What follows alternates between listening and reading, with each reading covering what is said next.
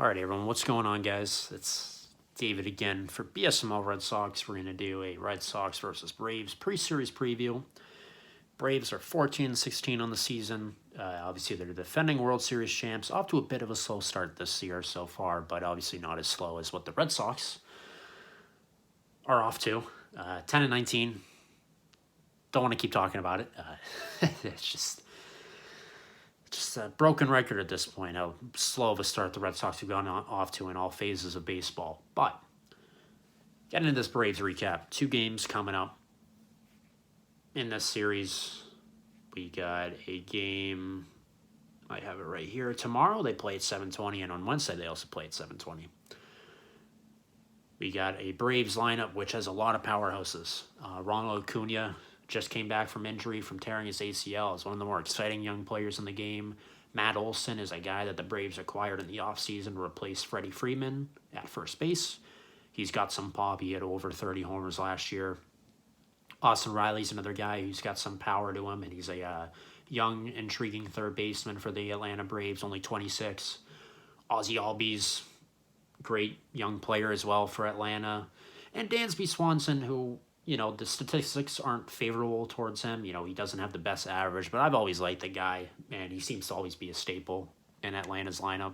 So they have some frightening names for sure in their lineup for any opponent that faces them. So we're going to get into the pitching matchups now.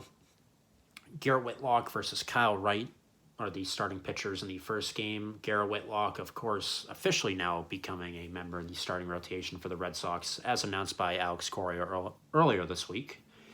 Whitlock so far this year is 1-1 with a 1.25 ERA and 29 strikeouts. In his last start against the Angels, he went 5 innings, giving up 2 hits, 2 earned runs on a 2-run home run, but he had 9 strikeouts. So just another phenomenal outing from Whitlock, who, again, can't say enough about the guy. He's just been nails since we acquired him from the Yankees and promoted him to the big league club last year. In the bullpen last year, he's phenomenal, and just this year, he's just carrying on even more positive momentum, and he's earned a spot in the starting rotation. Just one of those guys that, no matter how bad it's been, you can rely on him. So you look at Wright for Atlanta. Similar statistics, 3-1 with a 1.74 ERA and 37 strikeouts on the season in the battle of righties. Kyle Wright, in his last start, went 7 innings, giving up 9 hits, 3 earned runs, 1 walk, and 3 strikeouts. He is 26.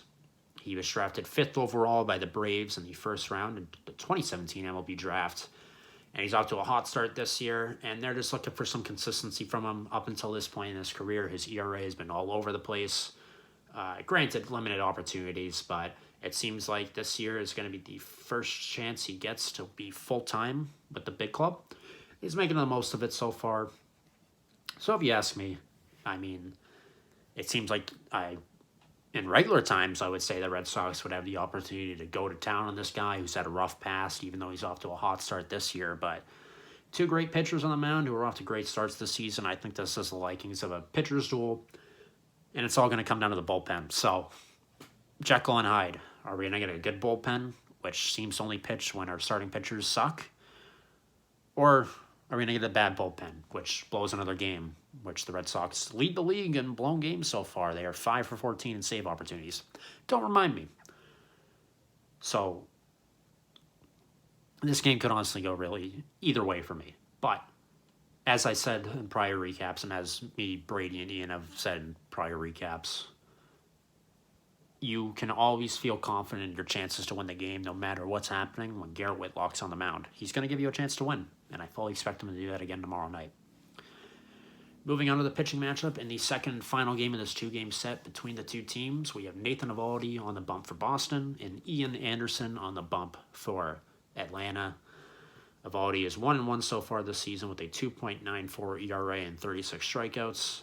In his last start, wasn't his greatest outing. He only went 5 innings against Chicago in this last series, giving up 6 hits, 3 earned runs, 3 walks, and 4 strikeouts.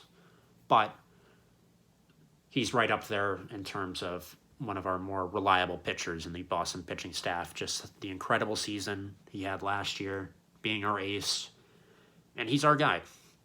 He's proved to be our guy the last couple of years. Even when we acquired him in 2018 and we went on that epic World Series run, never forget that 90-plus pitch outing of relief he had in the Dodgers World Series in that Game 3. Amazing stuff. Ian Anderson, on the other hand, for Atlanta, is 3-1 so far with a 4.01 ERA. And his last start, he went 5 1/3 innings against the Mets, giving up 5 hits, 1 earned run, 4 walks, and 1 strikeout. Look at the career numbers for him. Pretty solid. Came up in 2020, only played 6 games, 6 starts, but was phenomenal with a 1.95 ERA. Last year, first year full-time up at the big league club, he had a solid 3.58 ERA and 128 1/3 innings pitched. And this year in 5 starts so far, as I said, 3-1 with a 4.01 ERA. His career record is 15-8. This guy, 24 years old, 3rd overall pick in the first round by the Braves in 2016. Young and blossoming star for Atlanta and their pitching staff. Do I dare say that this game could also be a pitching duel? 2 other great righties on the mound. I feel like this game could also come down to the bullpen. It's very unlikely that both of these games, in my opinion, happen to be pitching duels, but I'm going to say they're going to be pitching duels. I'm going to say both of them are going to be pitching duels, and it's literally going to come down to the bullpen. So, X factor. Which bullpen's going to be better, in my opinion? Which lineup's going to get the better of each other? Because on paper, these lineups kind of seem similar to me. Maybe people are going to disagree with that comment, but that's just what I'm seeing and taking at face value. Can the Red Sox score with runners in scoring position? Can they get 3 outs in the 9th inning if they have a chance to win? Can they stop swinging and missing at pitches, because the Red Sox lead the league in swing rate, or whatever the statistic is called, like chasing pitches. So discipline is another key factor. I would say it's a push in terms of who has the advantage for pitching, because each pitcher that is thrown out by each team in this little mini 2-game set has respectable numbers. If I had to make a prediction, you know what? I think the Red Sox are going to win too. Bold take. Bold take. Lock it in. David's bold take. Red Sox are going to take both games. I think with their backs against the wall, Whitlock's going to give us 5. We're going to score 1 or 2 runs, and we're going to win 2-1 or something like that.